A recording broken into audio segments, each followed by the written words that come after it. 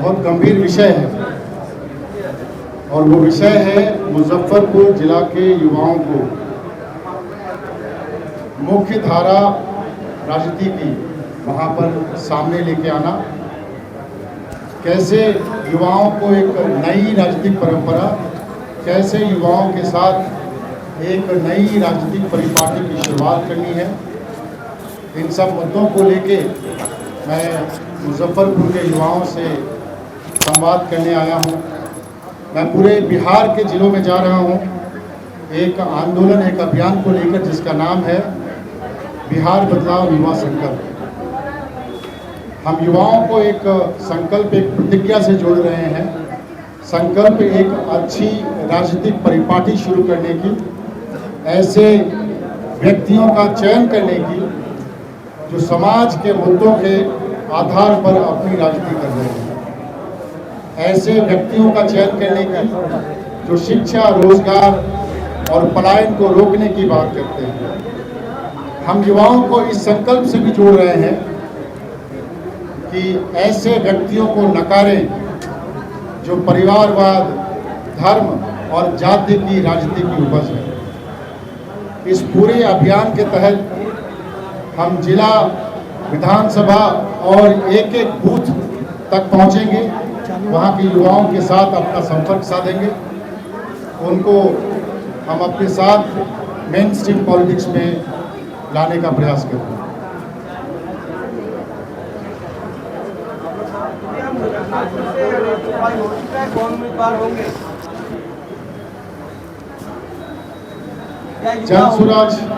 Jan Suraaj party में जो आपके कैंडिडेट्स हैं उनकी चयन की प्रक्रिया बहुत ही पारदर्शी है और बहुत ही सघन है। आपको बहुत जल्दी ही यहाँ से एक योग्य कैंडिडेट मिलेंगे और जैसे ही उसकी घोषणा होगी आप तक पहुँच जाएगी। युवा संकल्प की बात कर रहे हैं, क्या युवा होंगे या ओल्ड एज के होंगे? युवा संकल्प का मतलब ये नहीं है कि जो ओल्ड एज के लोग हैं वो इस पूरे अभियान से अलग हैं। युवा संकल्प युवाओं को एक अच्छी राजनीतिक परिपाटी से जोड़ने का एक अभियान है। और जहाँ तक यहाँ के कैंडिडेट का सवाल है तो आपको भी पता है कि age is just a number.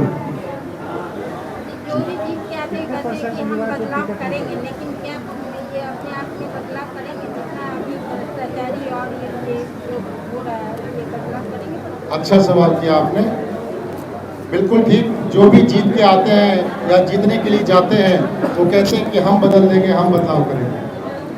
आपने पिछले 30-35 सालों में जो यहाँ के दो मुख्य गठबंधन हैं उनको तो देख ही लिया है और इस बात से आप में से कोई भी इनकार नहीं करेगा कि ये दोनों ही गठबंधन बिहार के विकास और बिहार की उम्मीदों पे फेल हो गए हैं। तो अब आप ही खुद सोच लीजिए कि अगर आपको किसी बीमारी का इलाज करना है तो वही एक्सपायरी वाला दवा खाएंगे या किसी नए दवा को आप इस्तेमाल करना चाहेंगे?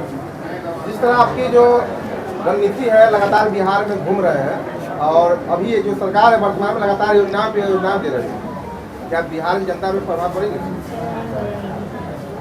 ये जो सरकार की योजनाओं पे योजनाओं देने की जो बात आपने कही है, ये दिखाता है सरकार के अंदर एक घबराहट को।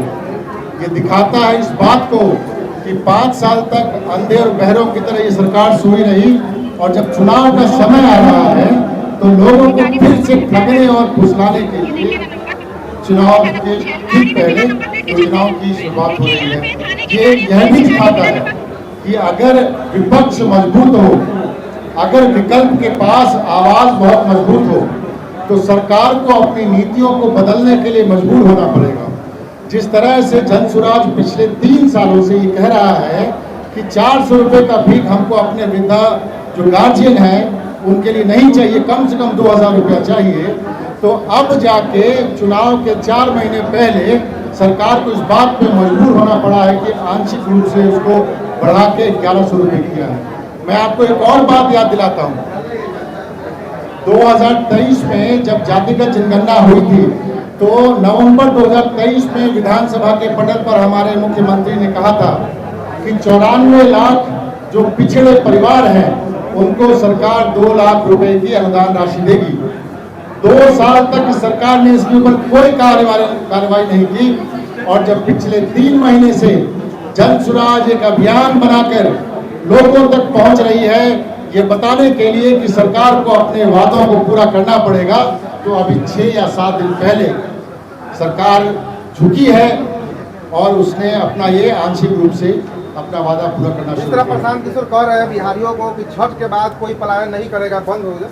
सम्राट चौधरी का बयान आया है कि अब 5 साल हमें दीजिए, अब नहीं जाना पड़ेगा। अभी तक कितना साल दिए हैं उनको? पूछिए उनसे कि अब अगला 5 साल चाहिए, पिछला 10 साल 15 साल किसके पास था? अरे ये तो साफ साफ मुंह पे ठगने वाली बात है कि हम 15 साल से फेल हो गए हैं, हमको 5 साल और दीजिए और हम फिर आपको पास करके दिखाएंगे। इससे ज्यादा थोड़ी बात कुछ हो नहीं सकता है। भाई, बिहार को मजदूरों का फैक्ट्री बनाने का काम इसी सरकार ने किया है। अगर भारत के प्रधानमंत्री बीजेपी के मोदी जी मधुबनी में आके कहते हैं कि हम यहाँ से ट्रेन चला देंगे, उसमें बिहार के श्रमिक परिवारों को आसानी होगी, तो आप समझिए कि बीजेपी के नेताओं के मन में बिहार सिर्फ श्रमिक परिवारों का राज्य बना है।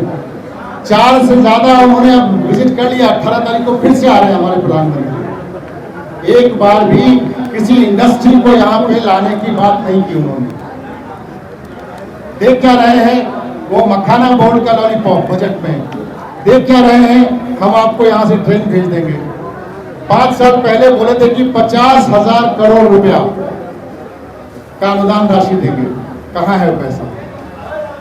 जब चुनाव आता है तो ये बरसाती मेढक की तरह निकल के वापस आते हैं और फिर वही झूठे वादे बार बार बोल के जनता को बहलाते हैं। आप इनको छोड़ दीजिए, जो आपके नेता प्रतिपक्ष हैं ये भी कम पलटू तो नहीं है। जब मौका मिला उप मुख्यमंत्री बनने का तो तुरंत चाचा जी के गोद में बैठ गए और कहते हैं कि हमने बिहार के युवाओं को इतने 1000 नौकरी दे दी। पूछिए उनसे कि जो इतने 1000 नौकरी दिया है उसमें कितने लोग बिहार के हैं। आप जाके निकालिए डाटा, जितनी भर्तियां हो रही है स्कूलों में उसमें 60 से 65% जो भर्तियां हैं वो आपके पड़ोसी राज्यों के लिए हो रही है, वहां से पड़ोसी राज्य के युवकों से हो रही है। हमको पड़ोसी राज्य से कोई दिक्कत नहीं है, लेकिन हमारा सवाल ये है कि जब बिहार का युवा रोजगार खोज रहा है, जब बिहार का बच्चा भूखा है, तो बिहार की नौकरी पे पहला अधिकार भी यहाँ के युवाओं का होना चाहिए। बिहार को एक मजबूत डोमिसाइल नीति की जरूरत है। अब जाके तेजस्वी जी कहते हैं कि हम डोमिसाइल नीति लेके आएंगे। जब 17 महीने के लिए यहाँ पर थे सत्ता में, तब क्यों नहीं लेके आए वो? तब क्या वजह थी? कौन सी ऐसी राजनीतिक मजबूरी थी कि आपको तब बिहार के युवाओं की याद नहीं आई? और जब चुनाव आ रहा है तो आप हर तरह का प्रलोभन दे रहे हैं। कुल मिला के बात इतना हो गया है कि बिहार के युवाओं को इन राजनीतिक पार्टियों ने सिर्फ झंडा उठाने वाला और भीड़ इकट्ठा करने वाला समूह मान के छोड़ दिया। जब इनको झंडा उठाने के लिए किसी को चाहिए तो उनको युवा याद आते हैं, जब इनको भीड़ इकट्ठा करना होता है तो उनको युवा याद आते हैं, लेकिन युवाओं के मुद्दों पे कोई बात नहीं करती। इलेक्शन कमीशन के कुछ कहना चाहेंगे सर? इलेक्शन कमीशन एक ऑटोनोमस बॉडी है, उसके स्वायत्ता का हम बिल्कुल सम्मान करते हैं, लेकिन आपको मैं फिर भी याद दिलाऊं कि जब जब राजनीतिक पार्टियां सत्ता में रही है, चाहे वो कांग्रेस हो चाहे वो बीजेपी हो, तो उसने इलेक्शन कमीशन को कठपुतलियों की तरह अपने फेवर में इस्तेमाल किया है। इस बार जिस SIR की आप लोग बात कर रहे हैं जो अभी चर्चा में है, आपको मैं बताऊं कि SSR हर 1 जनवरी को एक रूटीन प्रोसेस है, लेकिन इस साल वो नहीं लाया गया। क्या सोच के नहीं लाया गया? और जब चुनाव के 3 महीने रह गए हैं तो आप उसको SIR के रूप में 1 महीने में सारे प्रोसेस को कंप्लीट कराना चाहते हैं। इसमें धांधली नहीं होगी तो क्या होगा? आपका पार्टी का क्या स्टैंड है? मेरे पार्टी का स्टैंड है कि हम चुनाव आयोग के इस नोटिफिकेशन का विरोध करते हैं और हम यहाँ पे सत्ताधारी पार्टियों से और चुनाव आयोग से ये सवाल भी कर रहे हैं कि यही वो वोटर लिस्ट है जिसपे 2024 में आपने लोकसभा चुनाव कराया था, जिसके आधार पर जीत के हमारे प्रधानमंत्री बने हैं। तो चुनाव आयोग ये बताए कि जो हमारे प्रधानमंत्री चुन के गए हैं वो गलत वोटर इसके आधार पर चुने गए हैं। क्या ये चुनाव आयोग मानने को तैयार है?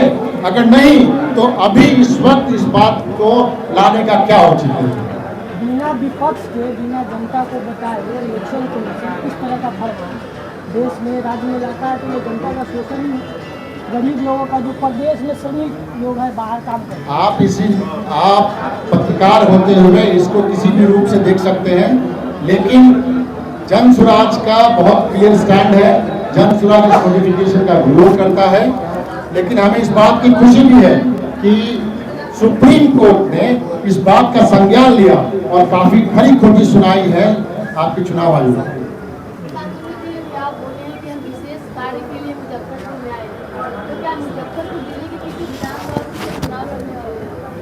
मेरी तैयारी तो बिहार के 243 विधानसभा सीटों पर है। मैं अपनी ही बात कर रहा हूँ। जिस जिम्मेदारी पे मैं हूँ, मेरी जिम्मेदारी है कि हर विधानसभा पे युवाओं की भागीदारी, युवाओं की हिस्सेदारी मजबूत हो।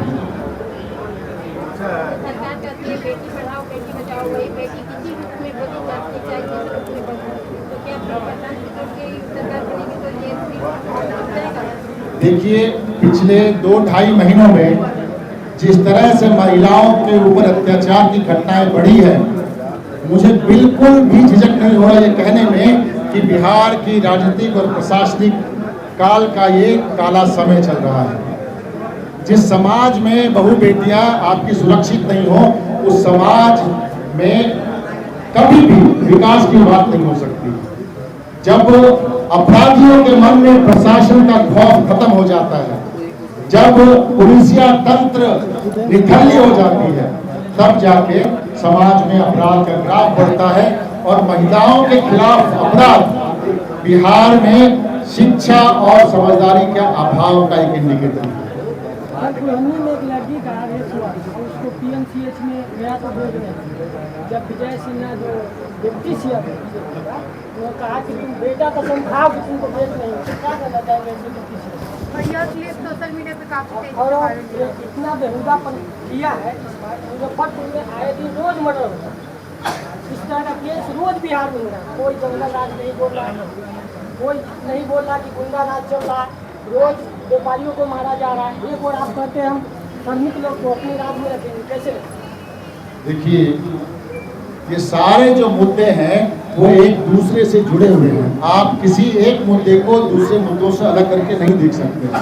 अगर समाज में व्यापारियों की हत्या हो रही है, समाज में बहन बेटियों के साथ दुष्कर्म हो रहा है, तो इसका सीधा सीधा इंडिकेटर ये है कि जो आपराधिक तत्व हैं उनके अंदर से प्रशासन और पुलिसिया तंत्र का खौफ खत्म होता जा रहा है।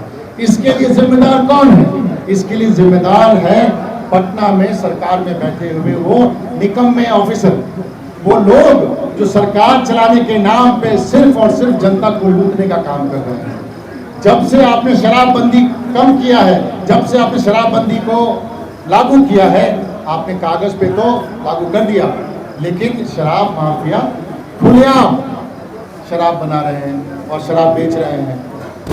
युवाओं को एक आपराधिक गतिविधि की तरफ बढ़ने के लिए मजबूर कर दिया गया है। जो युवा बेरोजगार है वो 200-500 रुपया के लिए मोटरसाइकिल से यहाँ से वहाँ होम डिलीवरी करता फिर रहा है। तो ये सारी जो चीज़ें हैं ये एक दूसरे से जुड़ी हुई हैं। इसका एक ही इलाज है, इलाज है अच्छे व्यक्ति का चयन करना इस चुनाव में। और मैं आपके द्वारा ये कह रहा हूं कि अच्छा व्यक्ति किसी भी पार्टी का हो सकता है, लेकिन चुनाव आपको सच्चे और अच्छे राजनीतिक का करना पड़ेगा। बिहार को इस बार नया मुख्यमंत्री मिलेगा? निश्चित रूप से।